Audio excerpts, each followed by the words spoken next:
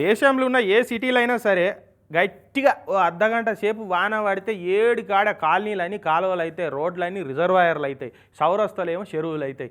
సిటీలన్నీ ఎర్రటి కర్రెటి వరద నీళ్ళతోటి కలకలలాడుతుంటాయి. గట్లున్న సిటీ ఆలతను నమ్ముకొని ఓ కాడ ఎమ్మెల్యే సాబు ఊపిరి బుగ్గ లెక్క ఉబ్బిపోయి సవాల్ చేసిండు. అటెంక తుస్సు అని బుగ్గయిండు. అది ఎట్లా అన్నది చూడురి మీరే. నవెటోలో ముంగడ బోర్లవాడు అంటే గిదే తానోటి తలిస్తే దేవుడోటి తలిసిండు అన్నట్టు ఢిల్లీలో అధికార పార్టీ ఎమ్మెల్యే రవీందర్ సింగ్ నేగి అనేటైనా ఢిల్లీలో ఏడన్న రోడ్ల మీద నీళ్లు నిలిచినట్టు నాకు చూపిస్తే దేనికంటే దానికి సిద్ధమని షాతుబ్బిచ్చి సవాల్ చేసిండు. కథమిగ అట్లా షరతు కట్టి 24 గంటలన్నా కాలేదు, ఢిల్లీలో గట్టిగా వాన సంపిడిచి పెట్టింది. కథమిగ రోడ్లన్నీ డ్యామ్ గేట్లు ఎత్తిన కాలువలు లెక్కనే మారిపోయినాయి.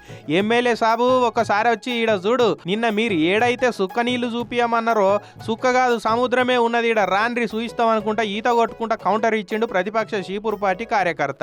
ఇక అదే ఆమ్ ఆద్మీ పార్టీ కార్పొరేటర్ గీతా రావత్ అనేటమైతే ఏకంగా ప్రతాప్గంజ్ డివిజన్ల పడవల వండుకొని ఎమ్మెల్యే గారు ఓసారి ఇటు వచ్చి చూడురి ప్లీజ్ అనుకుంటా కౌంటర్ ఇచ్చింది. ఇట్లా ఇక ఎమ్మెల్యే దగ్గరికి పోయి ఏంది సార్ ఇట్లా నవ్వేటోళ్ళము కూడా బోర్ల పడ్డట్టు చేసుకుంటేవి కదా అని అడిగితే, ఏ వాన బాగా పడ్డది నేనేం చేస్తా, నీళ్లు బాగా వచ్చినాయి, మేము మోటార్లు పెట్టి నీళ్లు తోడిస్తున్నాం తెలుసు, అయినా కూడా వాళ్ళకంటే మేమే ముందుగా నీళ్లను బయటకు పంపిస్తున్నాం, వాళ్ళైతే ఎంత వాన పడ్డా కూడా దున్నపోతు మీద వాన పడ్డట్టే ఏం చేయకపోతుండే అని కవర్ చేయ చూసిండు.